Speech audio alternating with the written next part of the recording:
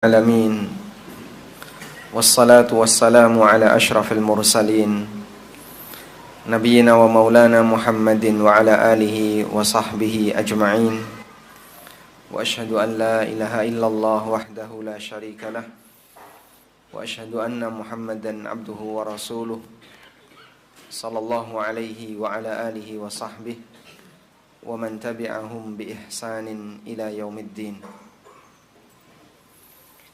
Alhamdulillah, puji syukur kita haturkan kehadirat Allah Subhanahu wa ta'ala.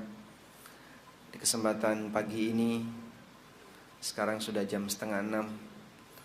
Kalau di Jogja jam sekian sudah selesai kajian ba'da subuh. Di sini baru mulai ya. Masya Allah. Kita bisa bareng-bareng kumpul. Ini nama masjidnya apa Pak? Riyadhus Shalihin.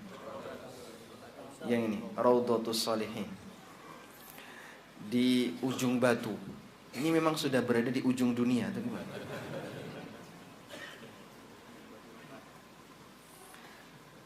Teman-teman panitia yang tadi malam ngantar, bisa kita sampai di tempat ini. Berangkat dari Rumbai jam 9:30 ya, sampai sini jam 1. Walhamdulillah. Nabi SAW sewaktu beliau berdakwah di kota Mekah, beberapa sahabat mereka putus asa. Apa mungkin dakwah ini bisa berhasil? Mengingat tantangannya yang demikian luar biasa. Padahal waktu itu baru tantangan yang terbatas di kota Mekah. Bagaimana dengan tantangan di belahan bumi yang lainnya? Mungkin bisa jadi akan lebih hebat lagi.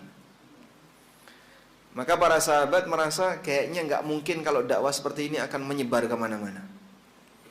Kemudian Nabi SAW meyakinkan mereka dengan mengatakan, la yablughanna hadzal amru ma balagal lail wan nahar. Agama ini akan sampai di tempat yang di situ ada siang malam. Di ujung Batu ada siang malam nggak Pak? Ada. Maka walhamdulillah dakwah Islam ahlu sunnah bisa sampai di ujung Batu.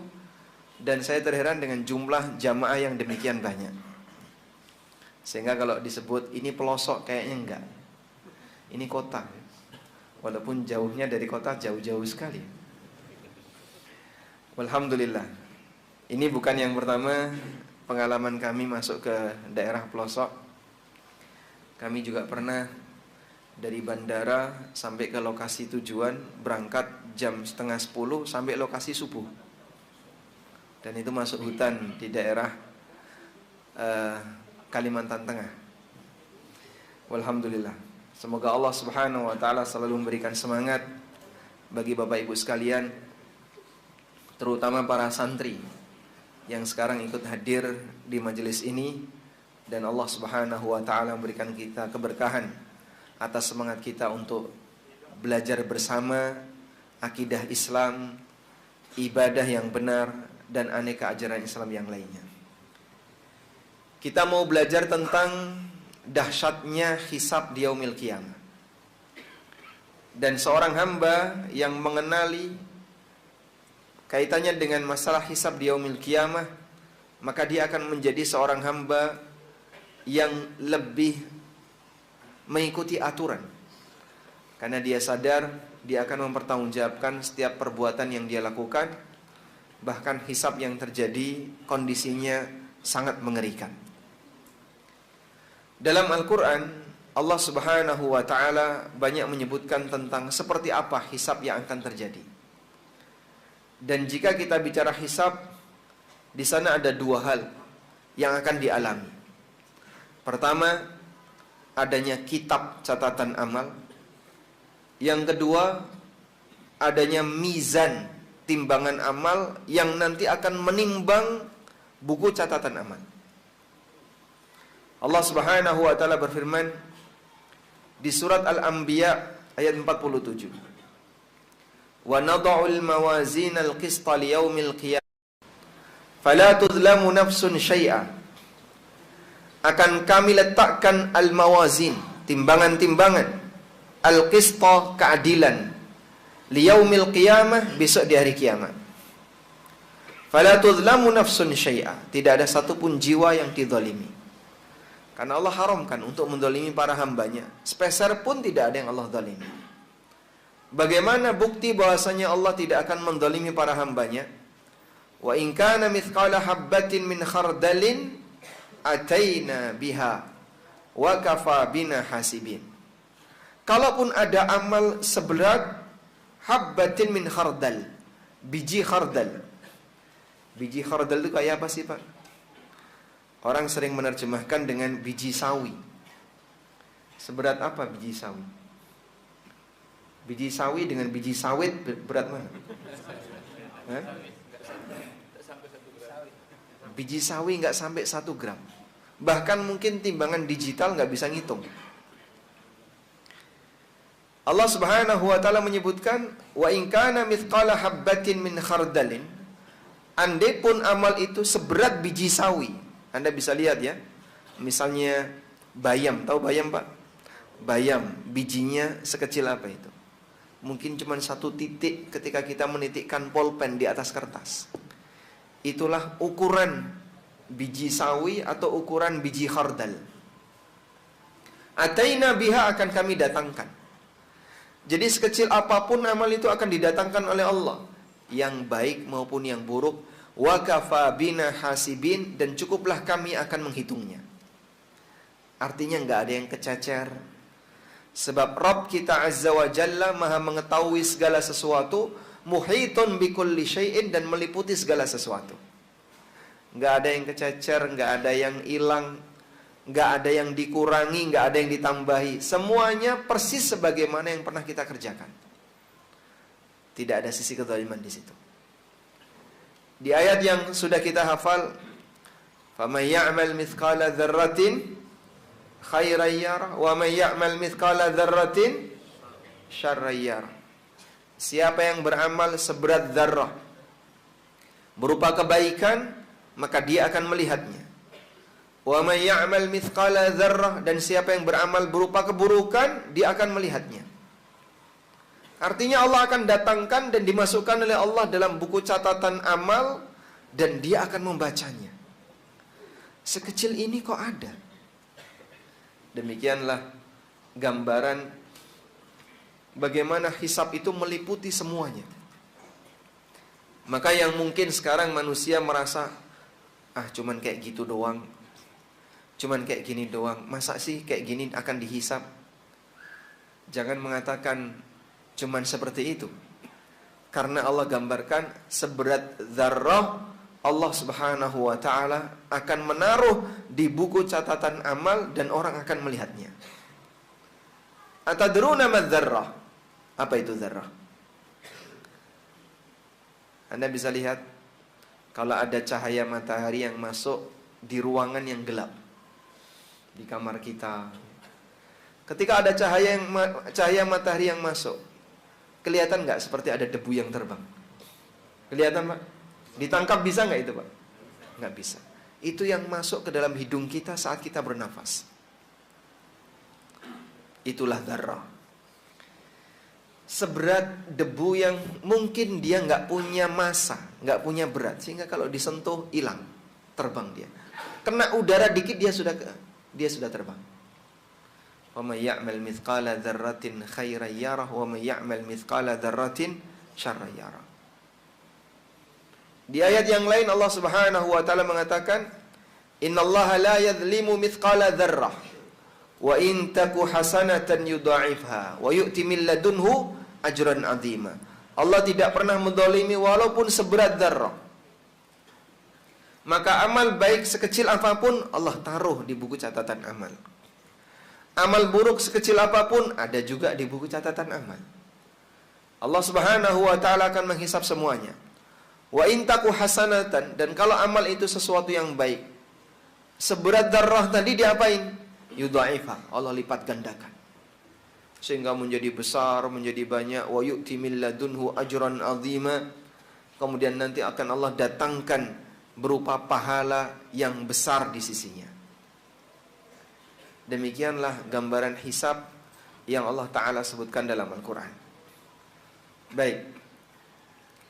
Nah, ketika hisab ini dilakukan, maka masing-masing hamba menerima buku catatan amalnya.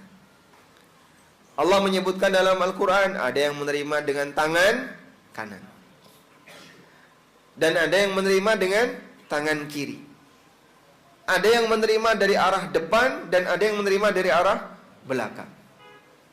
فَأَمَّا مَنْ أُوتِيَ كِتَابَهُ بِيَمِينِهِ فَسَوْفَ يُحَاسَبُ حِسَابًا يَسِيرًا. Siapa yang diberi kitab dengan tangan kanannya, maka dia akan dihisab dengan hisab yang mudah. وَأَمَّا مَنْ أُوتِيَ كِتَابَهُ بِشِمَالِهِ. Sebaliknya ada yang diberi hisab oleh Allah, didatangkan kitabnya dari arah kirinya. Dalam ayat yang lain, wa amma man utiya kitabahu wara'a dhahri fasawfa yaqulu thubura.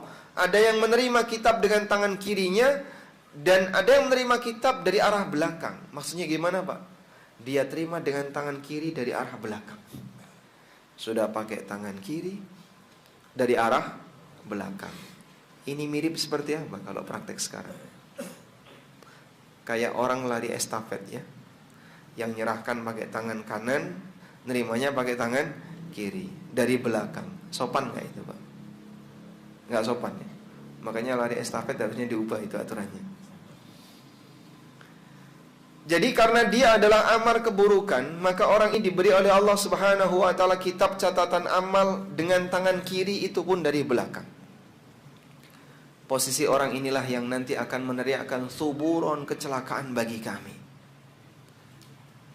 Dalam kondisi semacam ini, Allah Subhanahu wa Ta'ala perintahkan bagi manusia untuk membaca sendiri buku catatan amalnya. Allah Ta'ala berfirman, wa kulla insanin alzamnahu ta'irahu fi unuqih wa nukhriju lahu yawmal qiyamati kitaban yalqahu mansyura. Dan kami keluarkan lahu untuk manusia yaumal qiyamah, besok di hari kiamat, kitaban mansyura, kitab yang disebarkan kepada seluruh manusia. Lalu Allah perintahkan, iqra' kitabak kafa binafsikal yawma 'alaika hasiba. Sekarang baca sendiri kitabmu. Sekarang kamu bisa ngitung sendiri kan? Kamu kira-kira layak dapat surga atau tidak? Kira-kira kalau kamu masuk neraka itu adil atau zalim? Manusia bisa mengukur. Demikianlah suasana hisab yang akan terjadi di yaumil qiyamah.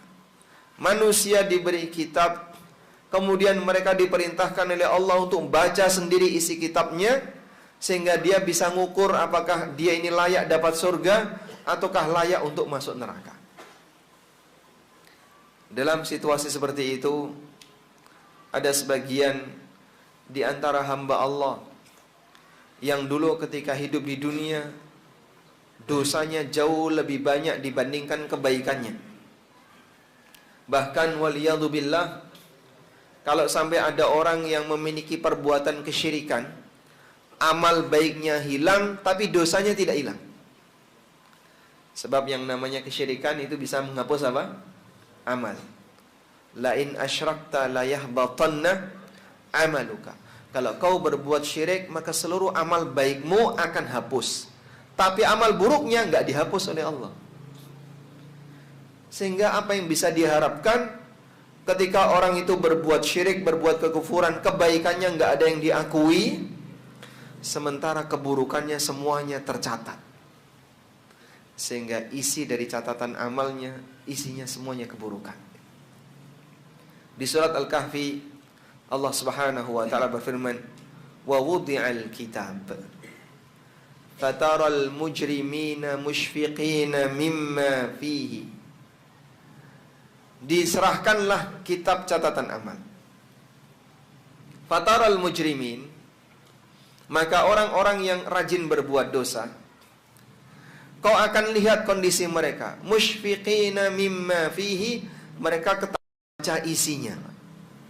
Orang yang rajin berbuat dosa ketakutan membaca isinya. membaca isi apa? Alkitab tadi. Saking ketakutannya, dia sampai nggak berani untuk buka. Padahal tadi kan Allah perintahkan, Iqra kitabaka kafa binafsikal yawma 'alaika hasiba. Baca sendiri kitabmu. Baca sendiri buku catatan amalmu. Tapi orang ini ketakutan. Jangan sampai ini terjadi pada diri kita. Kita mohon kepada Allah Subhanahu wa taala agar saat kita membuka buku catatan amal besok di yaumil qiyamah, dalam kondisi kita bahagia, kita tersenyum, kita senang karena banyak isinya kebaikan. Jangan sampai seperti kondisi orang ini yang saat dia membaca buku catatan amalnya dia ketakutan. Ada yang membaca buku catatan amalnya sambil teriak, kecelakaanlah untukku. Ada yang sambil kemudian menangis dan yang lainnya, sesuai dengan kondisi bagaimana amal dia ketika di dunia. Allah Subhanahu wa taala gambarkan saat dia ketakutan, wa yaquluna, dia mengatakan, ya wailatana ma li hadzal kitabi la yughadiru saghiratan wala kabiratan illa ahsaha. Sungguh celaka kami. Ma li hadzal kitab. Kitab apa ini? La yughadiru saghiratan wala kabiratan illa ahsaha. Besar kecil enggak ada yang ditinggalkan. Illa ahsaha, semuanya dimasukkan ke dalamnya. Wa wajadu ma'amilu hadira, amal yang mereka kerjakan mereka jumpai hadir saat ini. Dalam situasi seperti itulah orang tidak akan mungkin bisa menghindar. Maka pada posisi ini siapapun hamba, dia pasti akan menyaksikan apa yang dia perbuat. Sampai bagian yang terkecil sekalipun dia lihat. Sehingga dosa-dosa yang mungkin kita anggap cuman dosa kecil, cuman kayak gini, orang meremehkan cuman dengan kata cuma kayak gini, semuanya termaktub di dalamnya. Bukankah gunung itu kumpulan dari kerikil? Maka jangan remehkan kerikil, karena yang namanya sampah menggunung itu kumpulan dari satu sampah, dua sampah, akhirnya jadi sampah yang menggunung. Sehingga jamaah yang dimuliakan Allah Ta'ala, dengan membaca ayat-ayat semacam ini, seharusnya cukup bagi kita untuk sadar bahwa hisab di yaumul qiyamah itu nggak main-main.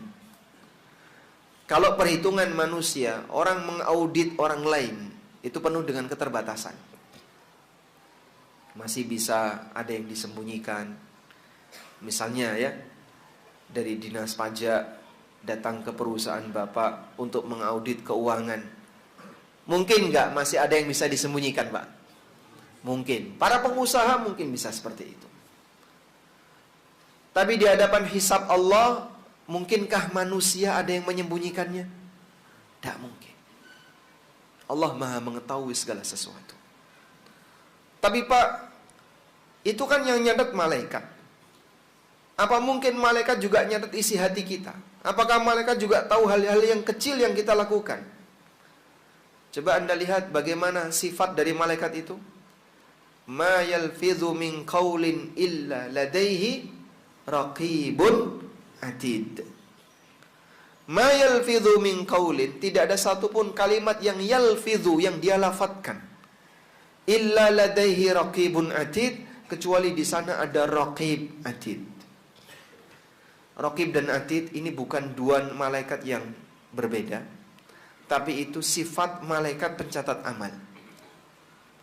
Raqibun artinya yang selalu mengawasi, gak pernah lengah. Kalau orang disuruh jaga, itu kan pasti pernah noleh ke kanan, ke kiri, ke toilet dan seterusnya, sehingga ada masa di mana dia lengah. Tapi kalau malaikat yang jaga, dia gak pernah lengah.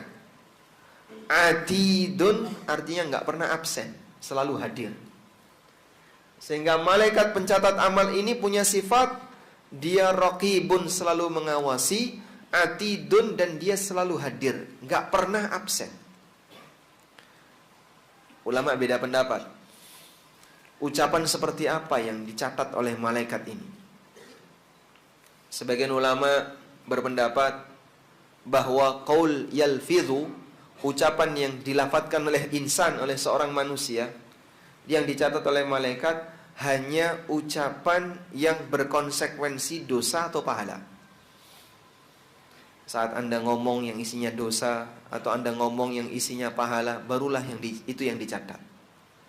Tapi kalau ucapan yang nggak ada konsekuensi dosa dan pahala, misalnya ucapan yang sifatnya mubah, atau orang mengucapkan kalimat untuk komunikasi sehari-hari yang sifatnya mubah, itu tidak dicatat.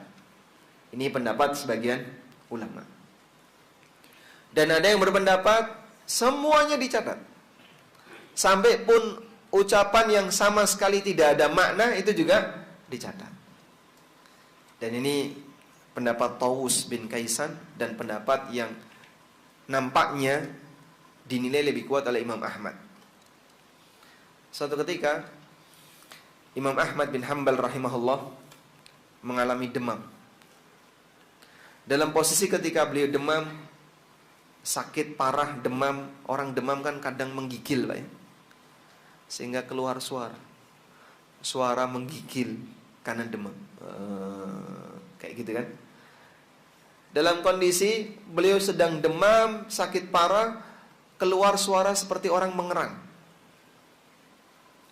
Lalu ada orang di sampingnya yang menyampaikan kepada Imam Ahmad, "Ya Aba Abdillah, wa Imam Ahmad, inna Tawusan kana yaqul," sesungguhnya Imam Tawus, seorang ulama tabi'in, pernah menyampaikan pesan, "Innal malaikata taktubuna kulla syai'in min ibni Adam hatta al-anin al-marid." Sesungguhnya malaikat mencatat semua dari Bani Adam sampai anin al-marid, sampai erangan yang dikeluarkan oleh orang sakit. Padahal mengerang itu ada maknanya enggak? Orang cuma ngomong itu artinya apa itu? Enggak ada maknanya. Tapi itu dicatat oleh malaikat. Dan insya Allah inilah pendapat yang lebih kuat. Maka besar kecil yang kita ucapkan dicatat oleh Allah. Sehingga sekarang Anda bisa bandingkan ya, yang kita keluarkan dari lisan ini dominan yang mana, Pak? Kalimat yang mengandung pahala, kalimat yang isinya dosa, atau kalimat yang mubah, nggak ada pahala dan dosa? Dari tiga ini yang lebih sering yang mana? Hah? Yang mengandung dosa. Masya Allah. Ini menceritakan temannya atau pengakuan pribadi? Pribadi. Ada sebagian di antara kita yang mungkin lisannya lebih banyak dipakai berbuat dosa. Terutama, mohon maaf ya, yang namanya praktek ghibah itu di masjid pun ghibah, Pak. Padahal berada di Baitullah, di rumah Allah, di tempat yang seharusnya orang itu berbuat taat, tapi dia melakukan dosa besar.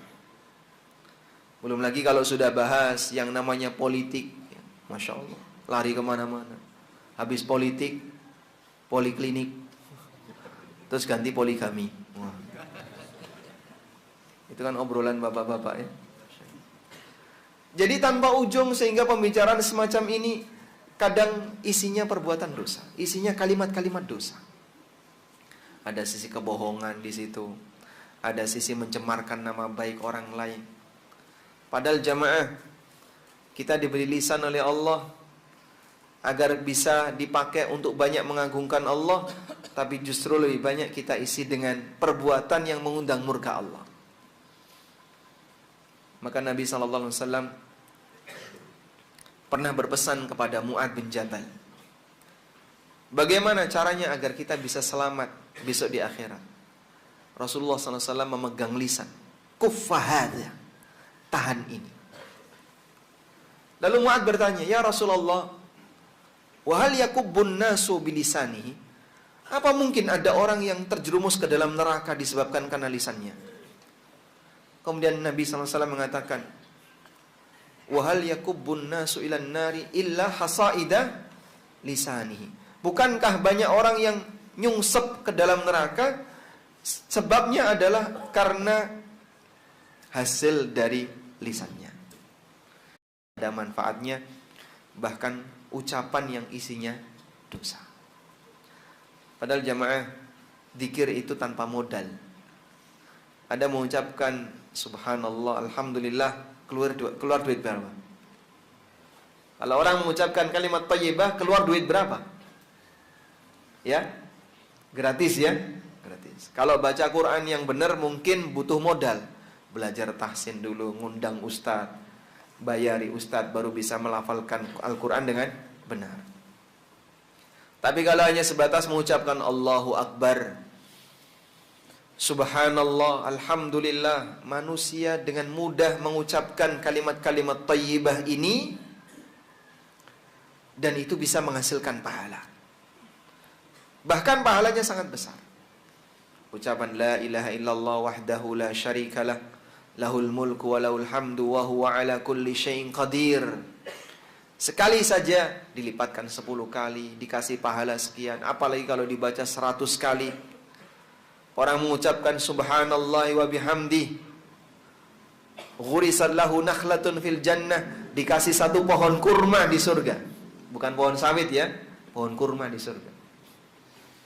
Dan masih banyak lagi keutamaan ketika orang membaca kalimat-kalimat thayyibah. Tapi nyatanya jamaah, kita lebih sering mengucapkan kalimat yang menghasilkan dosa daripada kalimat yang menghasilkan pahala.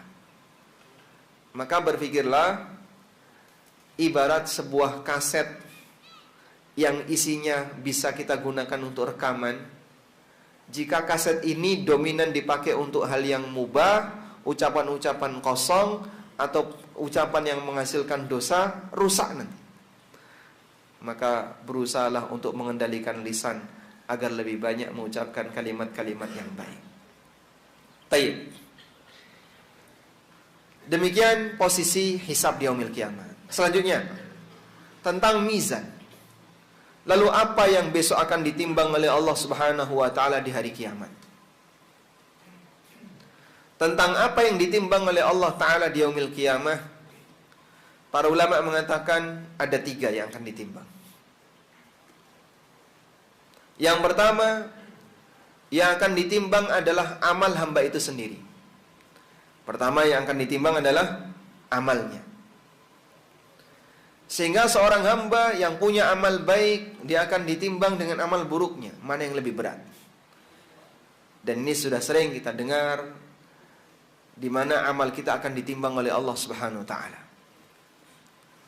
Yang kedua yang akan ditimbang adalah buku catatan amal. Yang kedua yang akan ditimbang adalah buku catatan amal. Nabi SAW pernah bercerita, yu'ta birajulin wa ma'ahu tis'atun wa tis'ina sijlan, kullu sijlin maddal basar. Besok di hari kiamat akan didatangkan seseorang yang membawa 99 buku catatan amal. Satu catatan amal ketika dibentangkan, jauhnya berapa? Maddal basar, sejauh mata memandang. Jauhnya sejauh mata memandang. Isinya maksiat. Isinya perbuatan-perbuatan maksiat ya. Sampai orang ini ketakutan. Lalu Allah Subhanahu wa ta'ala bertanya kepada orang ini, hal laka min udhrin? Hal zalamaka kitabayal hafizun? Apakah kamu punya uzur? Apakah malaikat yang mencatat amal kamu, dia telah mendolimimu? Jawab orang ini, la ya Rabbi, gak ada ya Allah. Saya gak punya uzur, dan tidak ada yang salah dari catatan ini, semuanya saya akui. Jamaah, kita mungkin ketika di dunia, perbuatan yang kita lakukan sekian hari yang lalu, kita lupa. Terus Pak, gimana Pak? Kalau misalnya ada orang mati ribuan tahun yang lalu, dibangkitkan oleh Allah di ujung kehidupan dunia setelah sekian ribu tahun, apa dia masih bisa mengingat buku catatan amal itu? Allah mengatakan dalam Al-Quran, yauma yatadzakkarul insanu ma sa'a, pada hari di mana manusia mengingat semua yang dia kerjakan. Sehingga apapun yang kita lakukan, yang mungkin sekarang kita sudah lupa, besok kita ingat semuanya. Maka saat orang ini diminta untuk memeriksa, apakah dalam catatan amalmu ada yang dizolimi?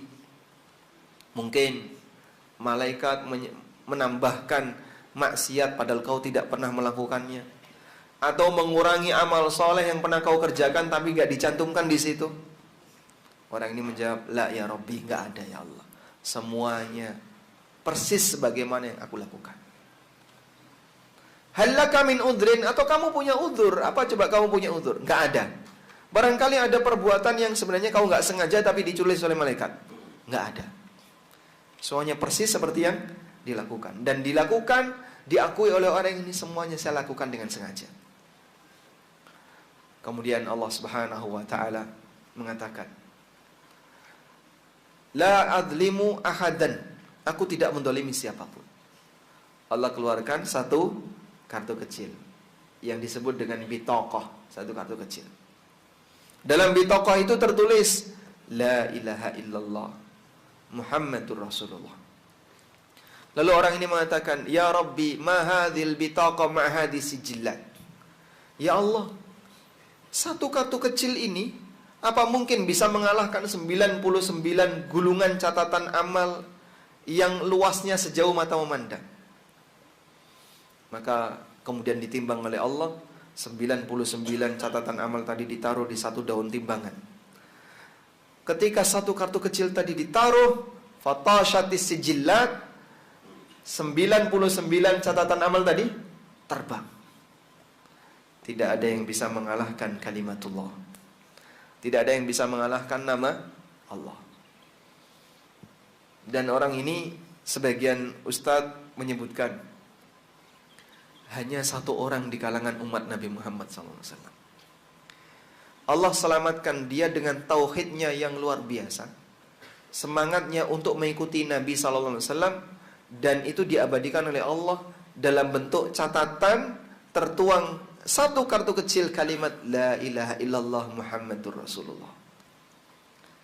Dan demikianlah manfaat besar, keutamaan besar dari menjaga tauhid. Maka menjaga tauhid bisa menjadi kafarah bagi dosa-dosa yang dilakukan oleh hamba.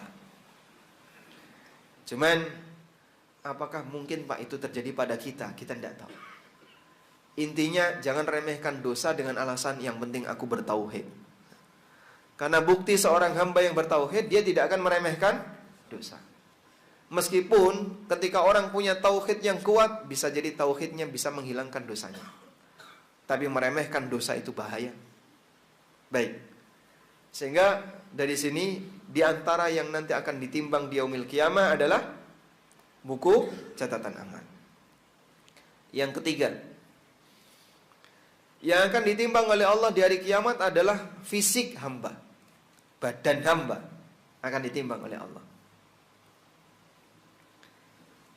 Nabi SAW pernah menyebutkan dalam hadis yang sahih, yu'ta birajulin saminin jalidin min ajladin nas fid dunya. Besok di hari kiamat akan didatangkan orang yang paling gede, badannya paling kuat, paling gagah, orang yang paling besar ketika di dunia. Itu mungkin bukan di kalangan kita, tapi raksasa di masa silam. Seperti umat Nabi Hud atau umat Nabi Soleh. Orang-orang dulu kan besar-besar ya. Mereka umat-umat masa silam yang besar-besar badannya. Akan didatangkan orang yang badannya paling besar, paling gagah, mungkin kalau dia gulat, penangan. Tapi dia orang kafir. Saat ditimbang oleh Allah di yaumil qiyamah, beratnya tidak bisa mengalahkan satu sayap seekor nyamuk. Begitu ditimbang oleh Allah dengan satu sayap seekor nyamuk, orang yang gede ini terbang. Padahal kan kalau lomba tarung ya, itu diantara ukurannya apa Pak yang dipertimbangkan? Berat badan. Ini misalnya lomba tarung kelas ukuran sekian kilo, berat badan diperhitungkan. Sehingga orang yang semakin ada manfaatnya, bahkan ucapan yang isinya dosa. Padahal jamaah, zikir itu tanpa modal. Ada mengucapkan subhanallah, alhamdulillah, keluar duit berapa? Kalau orang mengucapkan kalimat thayyibah, keluar duit berapa? Ya? Gratis ya? Gratis. Kalau baca Quran yang benar mungkin butuh modal. Belajar tahsin dulu, ngundang ustadz, bayari ustadz baru bisa melafalkan Al-Quran dengan benar.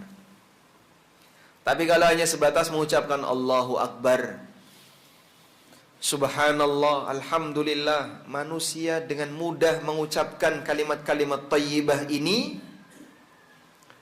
dan itu bisa menghasilkan pahala. Bahkan pahalanya sangat besar. Ucapan la ilaha illallah wahdahu la syarikalah, lahul mulku wa lahul hamdu wa huwa ala kulli syai'in qadir. Sekali saja dilipatkan 10 kali, dikasih pahala sekian. Apalagi kalau dibaca 100 kali. Orang mengucapkan subhanallahi wa bihamdi, ghurisat lahu nakhlatun fil jannah, dikasih 1 pohon kurma di surga. Bukan pohon sawit ya, pohon kurma di surga. Dan masih banyak lagi keutamaan ketika orang membaca kalimat-kalimat thayyibah. Tapi nyatanya jamaah, kita lebih sering mengucapkan kalimat yang menghasilkan dosa daripada kalimat yang menghasilkan pahala. Maka berpikirlah, ibarat sebuah kaset yang isinya bisa kita gunakan untuk rekaman. Jika kaset ini dominan dipakai untuk hal yang mubah, ucapan-ucapan kosong, atau ucapan yang menghasilkan dosa, rusak nanti. Maka berusahalah untuk mengendalikan lisan agar lebih banyak mengucapkan kalimat-kalimat yang baik. Taib. Demikian posisi hisab di yaumil kiamat. Selanjutnya, tentang mizan.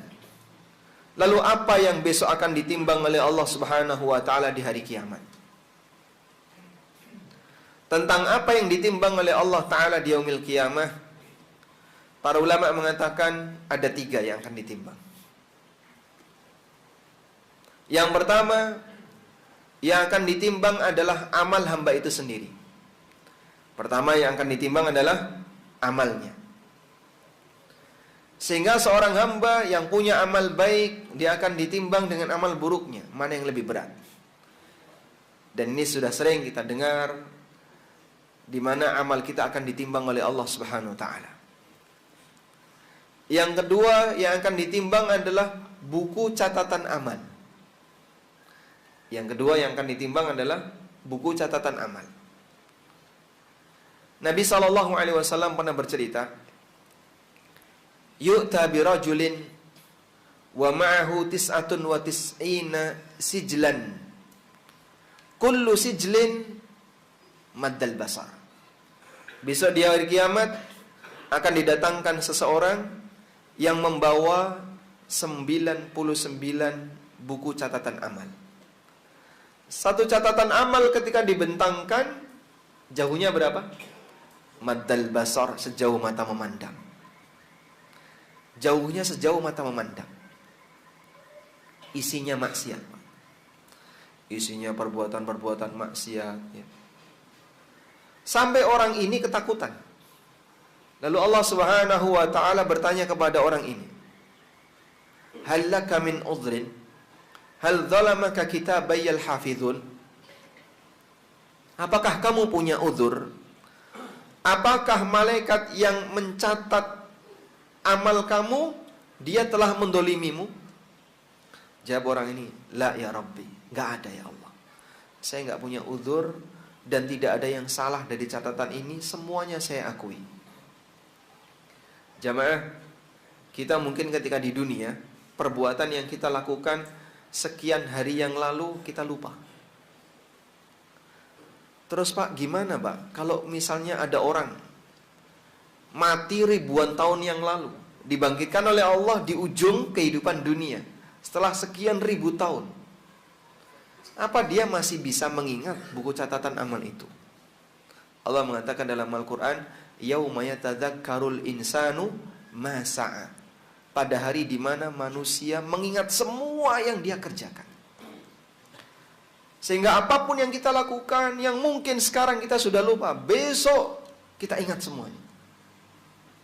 Maka saat orang ini diminta untuk memeriksa, apakah dalam catatan amalmu ada yang dizolimi? Mungkin malaikat menambahkan maksiat padahal kau tidak pernah melakukannya, atau mengurangi amal soleh yang pernah kau kerjakan tapi gak dicantumkan di situ. Orang ini menjawab, la ya Rabbi, gak ada ya Allah. Semuanya persis sebagaimana yang aku lakukan. Hallaka min udhrin, atau kamu punya udhur? Apa coba kamu punya udhur? Gak ada. Barangkali ada perbuatan yang sebenarnya kau gak sengaja tapi diculis oleh malaikat. Gak ada. Semuanya persis seperti yang dilakukan. Dan dilakukan, diakui oleh orang ini, semuanya saya lakukan dengan sengaja. Kemudian Allah Subhanahu wa ta'ala mengatakan, la adlimu ahadan, aku tidak mendolimi siapapun. Allah keluarkan satu kartu kecil yang disebut dengan bitokoh, satu kartu kecil. Dalam bitokoh itu tertulis la ilaha illallah Muhammadur Rasulullah. Lalu orang ini mengatakan, ya Rabbi, ma hadhil bitokoh ma hadhis sijillat. Ya Allah, satu kartu kecil ini apa mungkin bisa mengalahkan 99 gulungan catatan amal yang luasnya sejauh mata memandang? Maka kemudian ditimbang oleh Allah, 99 catatan amal tadi ditaruh di satu daun timbangan. Ketika satu kartu kecil tadi ditaruh, fatashatis sijillat, 99 catatan amal tadi terbang. Tidak ada yang bisa mengalahkan kalimatullah. Tidak ada yang bisa mengalahkan nama Allah. Dan orang ini, sebagian ustadz menyebutkan, hanya satu orang di kalangan umat Nabi Muhammad SAW. Allah selamatkan dia dengan tauhidnya yang luar biasa, semangatnya untuk mengikuti Nabi SAW, dan itu diabadikan oleh Allah dalam bentuk catatan tertuang satu kartu kecil kalimat la ilaha illallah Muhammadur Rasulullah. Dan demikianlah manfaat besar, keutamaan besar dari menjaga tauhid. Maka menjaga tauhid bisa menjadi kafarah bagi dosa-dosa yang dilakukan oleh hamba. Cuman apakah mungkin Pak itu terjadi pada kita? Kita tidak tahu. Intinya jangan remehkan dosa dengan alasan yang penting aku bertauhid. Karena bukti seorang hamba yang bertauhid, dia tidak akan meremehkan dosa. Meskipun ketika orang punya tauhid yang kuat, bisa jadi tauhidnya bisa menghilangkan dosanya. Tapi meremehkan dosa itu bahaya. Baik. Sehingga dari sini, di antara yang nanti akan ditimbang di yaumil qiyamah adalah buku catatan amal. Yang ketiga, yang akan ditimbang oleh Allah di hari kiamat adalah fisik hamba. Badan hamba akan ditimbang oleh Allah. Nabi SAW pernah menyebutkan dalam hadis yang sahih, yu'ta birajulin saminin jalidin min ajladin nas fid dunya. Besok di hari kiamat akan didatangkan orang yang paling gede, badannya paling kuat, paling gagah, orang yang paling besar ketika di dunia. Itu mungkin bukan di kalangan kita, tapi raksasa di masa silam. Seperti umat Nabi Hud atau umat Nabi Soleh. Orang-orang dulu kan besar-besar ya. Mereka umat-umat masa silam yang besar-besar badannya. Akan didatangkan orang yang badannya paling besar, paling gagah, mungkin kalau dia gulat, penangan. Tapi dia orang kafir. Saat ditimbang oleh Allah di yaumil qiyamah, beratnya tidak bisa mengalahkan satu sayap seekor nyamuk. Begitu ditimbang oleh Allah dengan satu sayap seekor nyamuk, orang yang gede ini terbang. Padahal kan kalau lomba tarung ya, itu diantara ukurannya apa Pak yang dipertimbangkan? Berat badan. Ini misalnya lomba tarung kelas ukuran sekian kilo, berat badan diperhitungkan.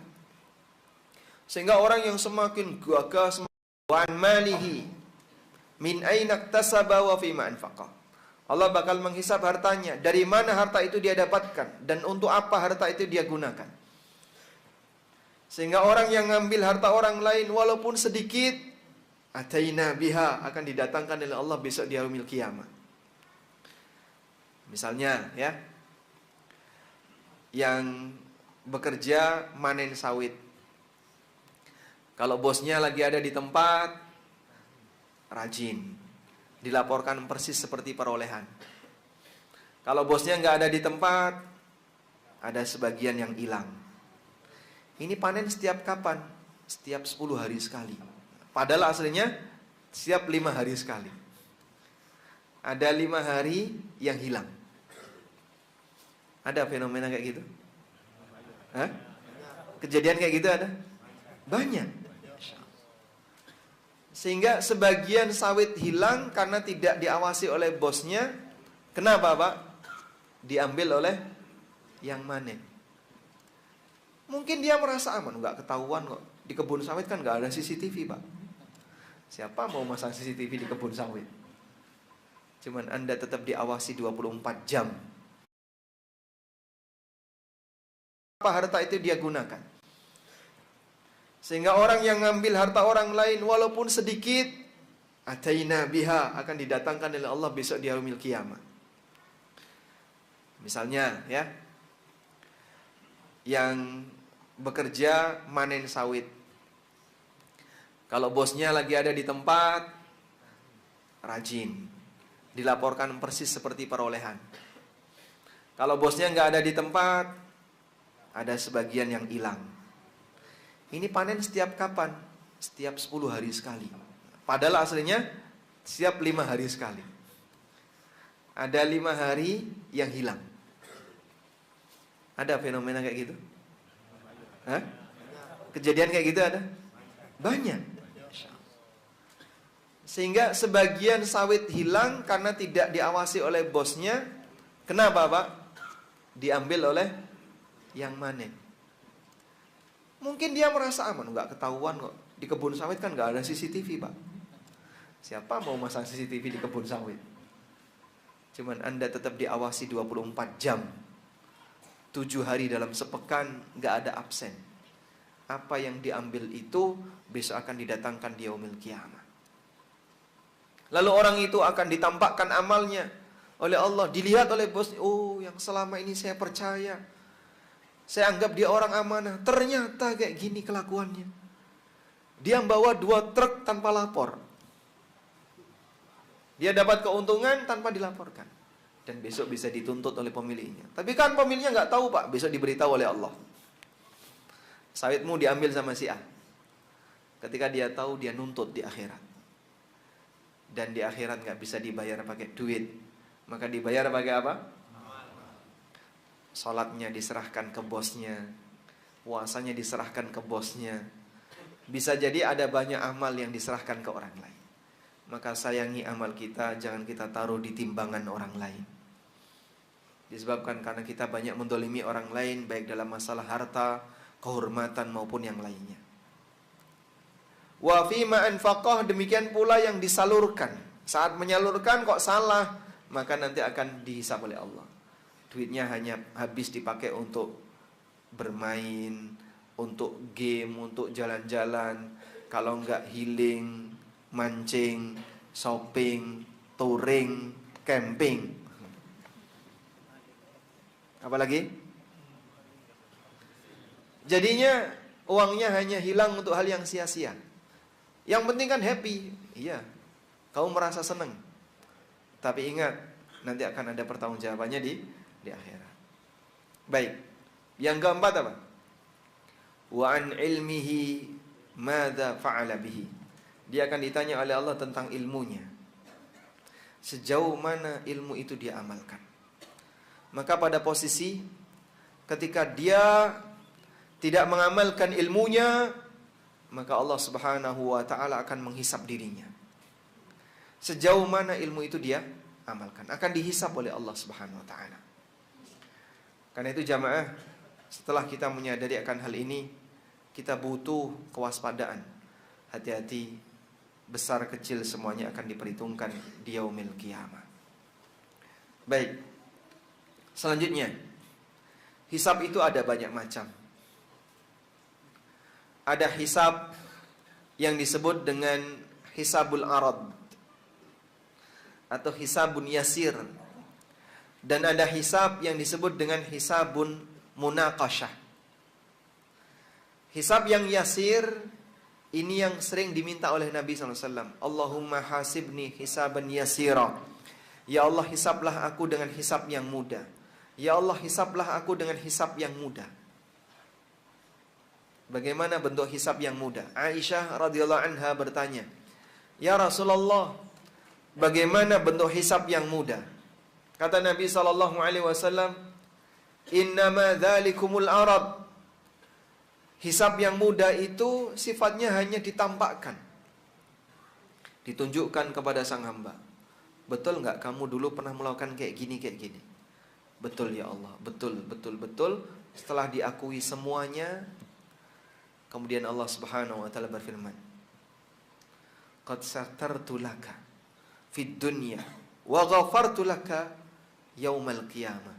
Dulu ketika kau melakukan perbuatan jelek ini, aku tutupi kamu, aku rahasiakan kamu ketika di dunia, sehingga nggak ada satupun orang yang tahu.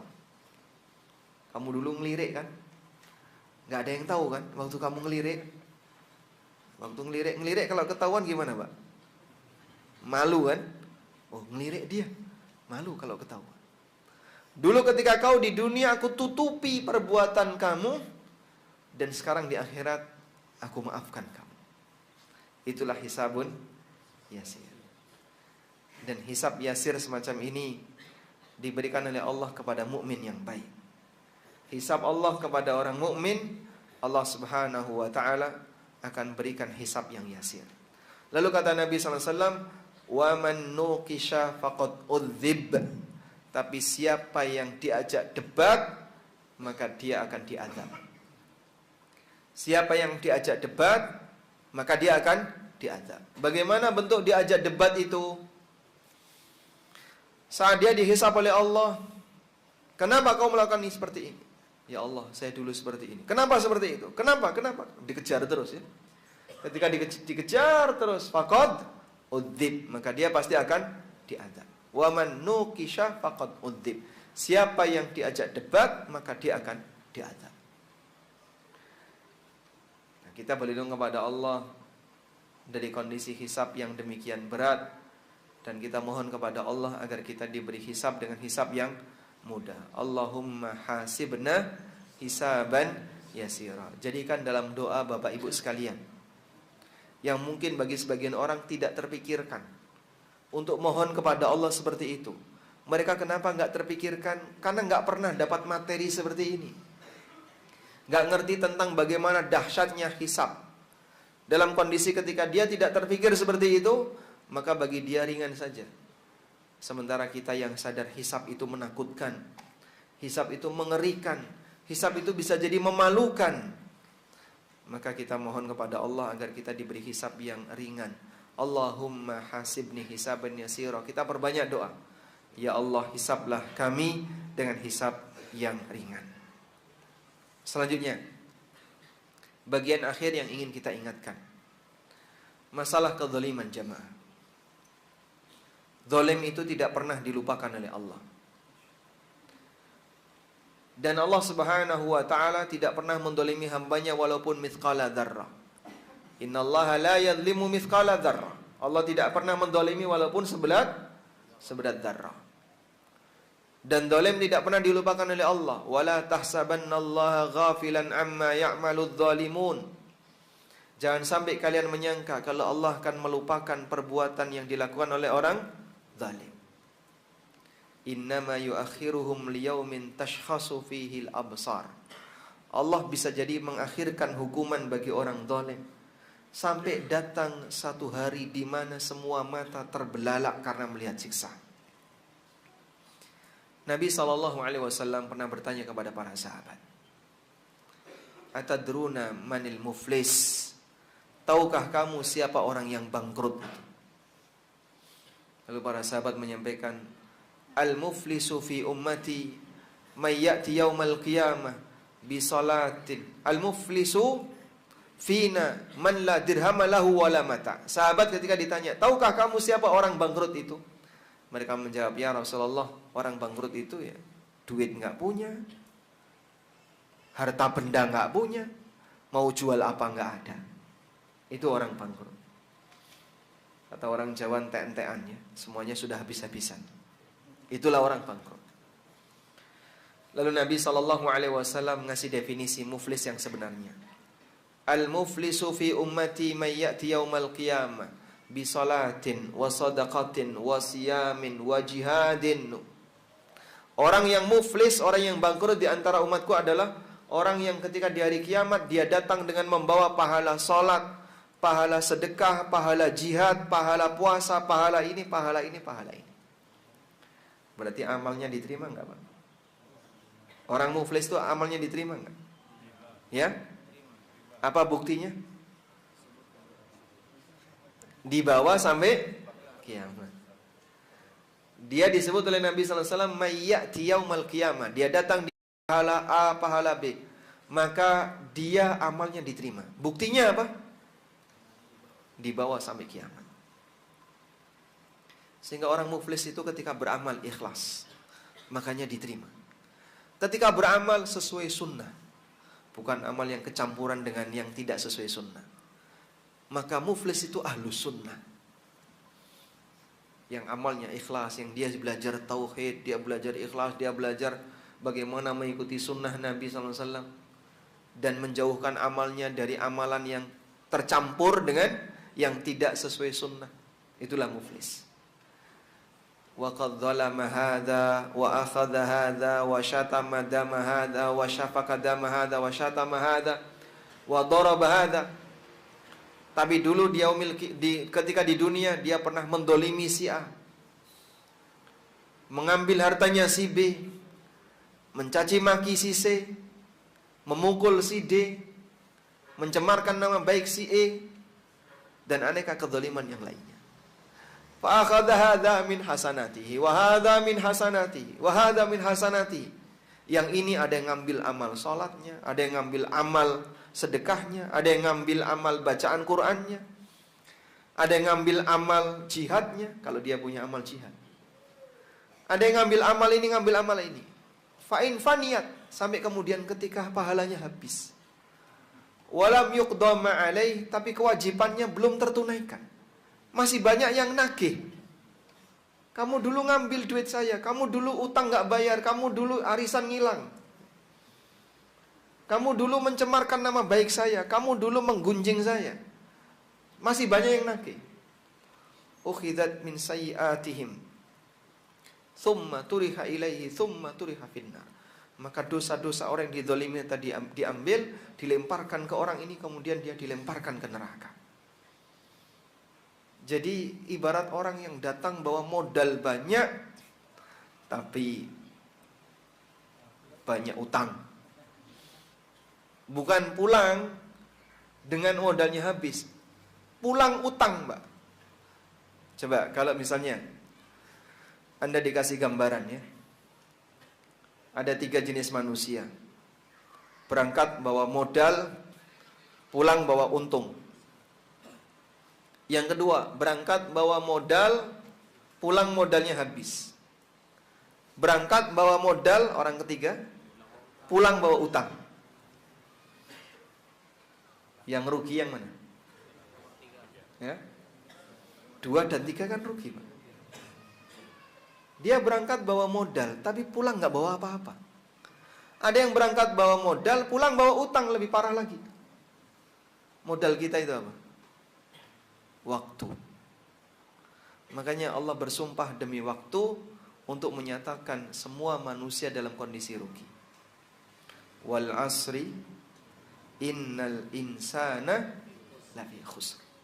Demi waktu, demi masa, sesungguhnya manusia semuanya dalam kondisi rugi, illa kecuali beberapa orang yang Allah kecualikan. Modal kita adalah waktu. Kita diberi oleh Allah masa hidup, waktu. Itulah modal bagi kita. Tapi sangat disayangkan, dari 3 jenis manusia ini yang paling banyak yang mana, Pak? Berangkat bawa modal, pulang nggak bawa apa-apa, atau berangkat bawa modal, pulang bawa utang? Yang mana kita? Mungkin kita yang ketiga. Waliyadzubillah. Semoga nanti ada perubahan, dan semoga ini menjadi pengingat bagi kita semuanya. Dan semoga sayalah yang pertama kali mendapatkan manfaat dari kajian ini sebelum Bapak Ibu sekalian. Dan semoga Allah Ta'ala memberikan kita hidayah untuk selalu istiqamah. Allahumma anfa'na bima 'allamtana wa 'allimna ma yanfa'una warzuqna ilma. Wa sallallahu ala nabiyyina Muhammadin wa ala alihi wa sahbihi wa sallam.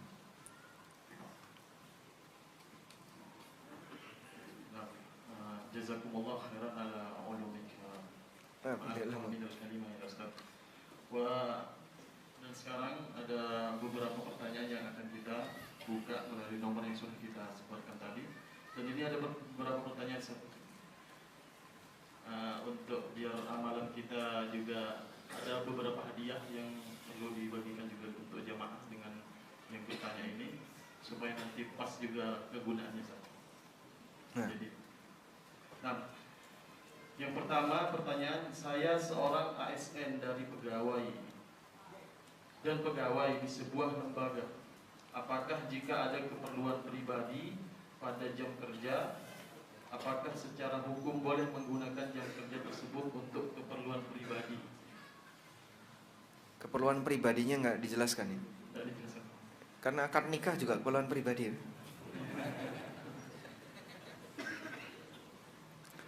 Seorang ASN kemudian di jam kerja mau melakukan keperluan pribadi. Keperluan pribadi itu beragam. Ada keperluan pribadi yang sifatnya kebutuhan pokok hamba, sehingga tidak mungkin itu bisa dihindari. Seperti ke toilet, makan, minum, itu keperluan pribadi yang nggak mungkin bisa dihindari. Nah, kalau seorang ASN misalnya di jam kerja dia ke toilet, terus lama di toilet, misalnya sambil ngerokok,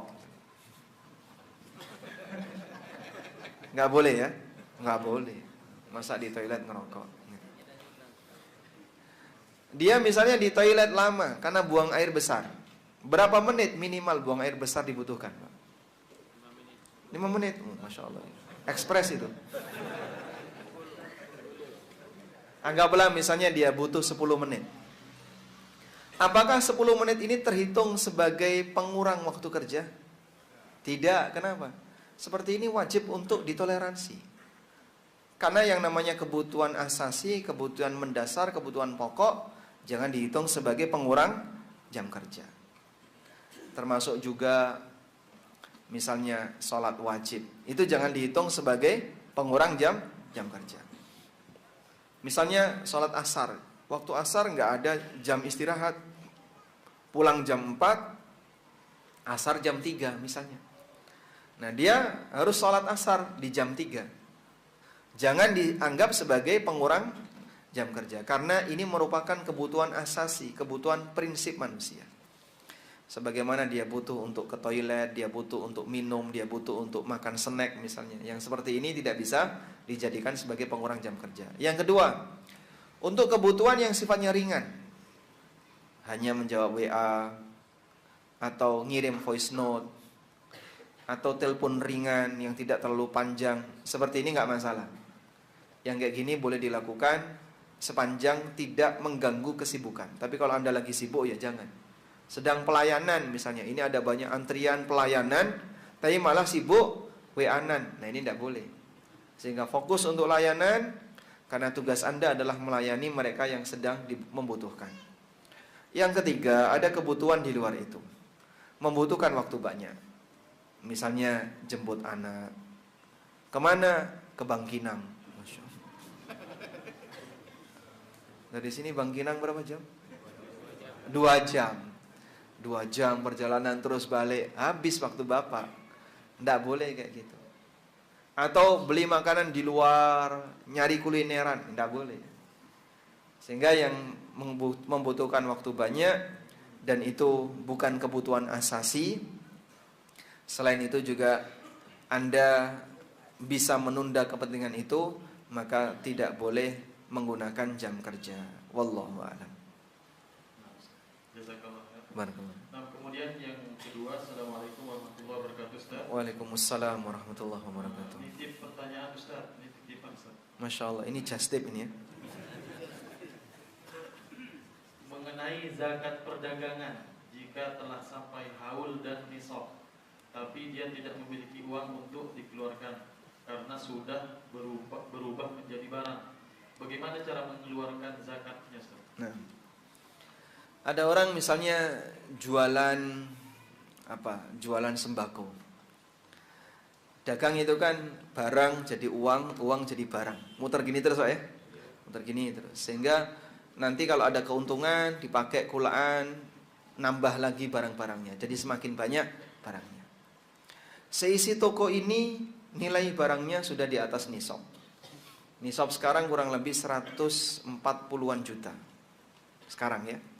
Sehingga Bapak Ibu yang punya tabungan uang tambah emas tambah barang dagangan, kalau Anda dagang, total nilainya 140 juta, berarti sudah yang mencapai nisab.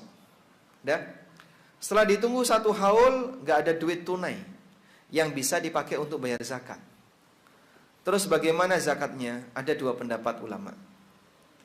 Sebagian mengatakan dia boleh bayar zakat pakai barang.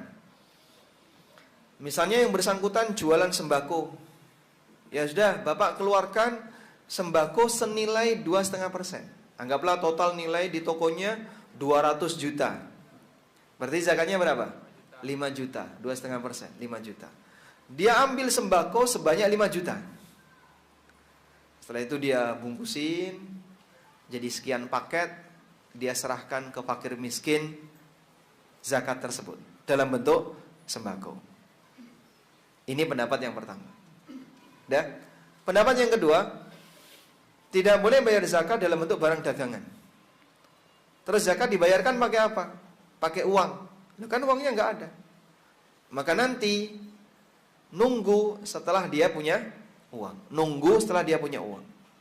Jadinya gimana? Biarkan dulu, dagang terus, dan nanti setelah punya uang dicicil. Misalnya hari ini dapat 300 ribu, keluarkan 200, yang 100 untuk nafkah keluarga. Dapat lagi, keluarkan lagi. Terus seperti itu. Saya pernah menjumpai pertanyaan seperti ini, kondisi real yang dialami oleh salah satu pedagang di Surabaya. Beliau jualan ATK, buku, kertas, pulpen, pensil, dan seterusnya, perlengkapan sekolah dan perlengkapan kantor. Saat pandemi, sekolah libur. Sehingga biasanya kalau di luar pandemi banyak anak-anak sekolah belanja. Begitu pandemi, nol, nggak ada transaksi. Transaksinya nggak ada. Sampai beliau itu kesulitan untuk dapat duit nafkah keluarganya. Jadi untuk beli beras, duitnya itu nggak ada Pak. Nol sudah. Sehingga harus ngutang. Sementara isi tokonya itu kalau ditotal di atas nisab. Bingung beliau, ini bayar zakatnya gimana Pak? Wong saya duit untuk nafkah harian aja nggak ada, apalagi bayar zakat. Lalu beliau sampaikan pertanyaan itu, dan kami sampaikan 2 pendapat tadi ya. Meskipun dalam posisi ini ada yang menguatkan boleh mengeluarkan dalam bentuk barang dagangan karena dibutuhkan ketika itu. Sehingga kami berikan pendapat itu, Bapak bisa keluarkan dalam bentuk barang dagangan. ATK sejumlah 2,5% dari zakat Anda. Sudah? Lalu setelah itu serahkan kepada fakir miskin. Ada yang nerima pulpen segepok, kertas sebundel. Ini zakat. Wallahu a'lam. Selanjutnya, bismillahirrahmanirrahim. Izin bertanya Ustaz untuk besok. Masya Allah, ini pertanyaannya udah dipesan kemarin Ustaz. Untuk besok itu nulisnya sekarang atau besok? Kemarin berarti udah Kemarin. Kemudian misalkan saya ingin membeli tanah, tapi yang membelikan pihak bank dengan jaminan surat tanah atau BPKB mobil. Pertanyaannya, bolehkah jaminan itu berupa surat? Nah, kalau Anda bertanya tentang jaminannya, jaminan itu bebas, nggak ada pun boleh. Sehingga mau jaminan berupa surat, mau jaminan berupa apa misalnya orang, ya, ada kan orang jadi penjamin. Ya sudah, saya yang jamin. Itu namanya kafil. Kalau jaminan berupa orang namanya apa? Kafil. Atau namanya domin. Nanti kalau dia nggak bayar, saya yang bayar. Itu namanya domin. Karena yang namanya jaminan itu sesuai kesepakatan. Apapun bisa dipakai sebagai jaminan selama dia punya harga, dia bisa bernilai. Maka ada kaidah kullu ma sahha bai'uhu sahha rahnuhu. Semua yang boleh dijual boleh dijadikan barang gadai. Ini kalau kita bicara bolehkah jaminan dalam bentuk surat berharga. Tapi kalau bicara tentang hukum jual beli tanah dengan bank ini boleh atau tidak, selama skemanya benar boleh. Bank beli dulu tanah itu ya, setelah dimiliki oleh bank baru dijual ke bapak. Kalau kayak gini boleh. Wallahu a'lam. Kemudian, Assalamualaikum Ustaz. Waalaikumsalam warahmatullahi wabarakatuh. Ana mau bertanya, ana jualan martabak. Di saat ana jualannya Paslami bertepatan dengan sholat maghrib sampai isya, apakah boleh ana menjamak sholatnya Ustaz? Masya Allah.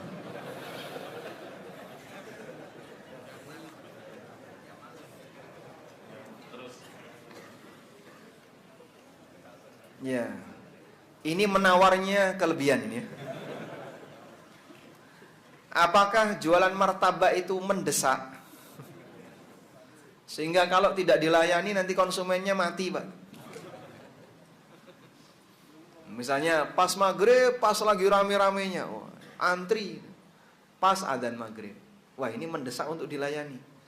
Apakah kalau mereka tidak dilayani terus mereka pingsan di tempat? Ya atau tidak? Tidak. Maka ini bukan alasan bagi Anda untuk menjamak salat. Sehingga kecuali kalau Anda jualan martabak sambil musafir, tinggal di ujung Batu ya, jualannya di Bangkinan, itu musafir itu.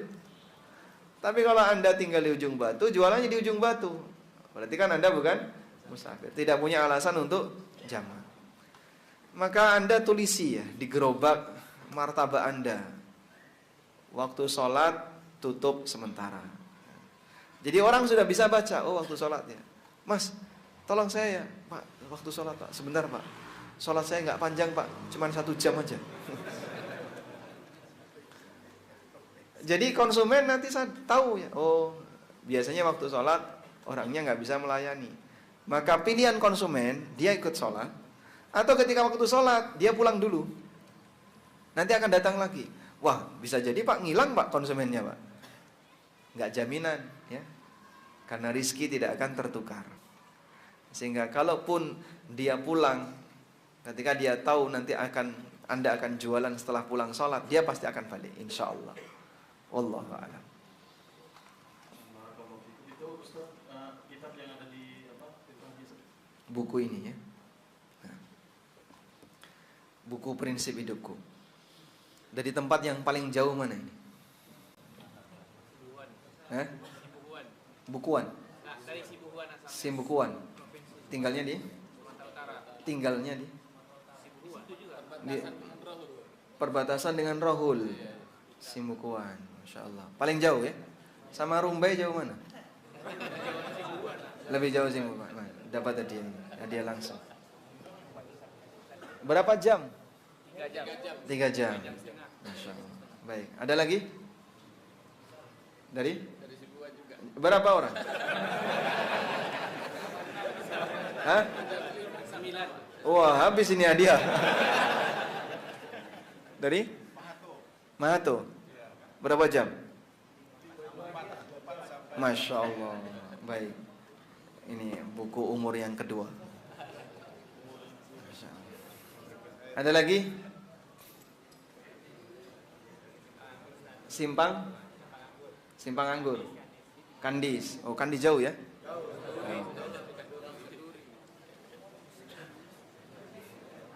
Ada lagi? Udah habis ini. Oh baik, yang paling tua katanya. Yang paling senior.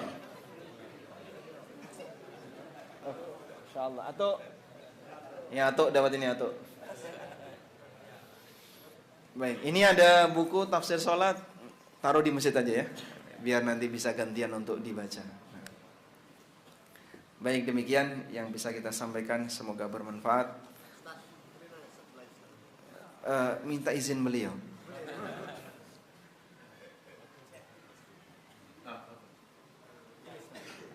Saya kan seorang inisiasi. Pakai mikrofon. Assalamualaikum warahmatullahi wabarakatuh. Waalaikumsalam warahmatullahi wabarakatuh. Saya kan seorang inisiasi. Teknisi AC. Kadang-kadang jasa saya ini sering dipakai orang bank. Orang apa? Itu kira-kira gimana? Berarti Anda memperbaiki AC di bank? Iya. Iya. Itu bank syariah atau? Konvensional rata-rata. Kalau kayak gitu ya harusnya jangan diterima. Berat ya? Ya berat. Berat insya Allah. Balik pemasukannya dari situ. Hanya itu? Enggak juga. Kan dari mana? Dari bank. Kebanyakan dari bank. Iya. Selain bank nggak banyak. Sekarang dari perusahaan. Ustaz. Perusahaan. Ya. Ya sudah, insya Allah tidak akan mengurangi rizki Anda. Kalaupun hanya membatasi, saya hanya mau yang perusahaan. Sehingga mungkin disampaikan disclaimer, mohon maaf untuk lembaga keuangan kami belum bisa melayani, kecuali Anda jadi masjid. Nah, misalnya. Baik, cukup. Demikian yang bisa kita bahas di kesempatan ini. Semoga apa yang kita bahas menjadi ilmu yang bermanfaat. Allahumma anfa'na bima 'allamtana wa 'allimna ma yanfa'una warzuqna ilma. Wa sallallahu ala nabiyyina Muhammadin wa ala alihi wa sahbihi wa sallam wa akhiru da'wana alhamdulillahi rabbil alamin. Wassalamu alaikum warahmatullahi wabarakatuh.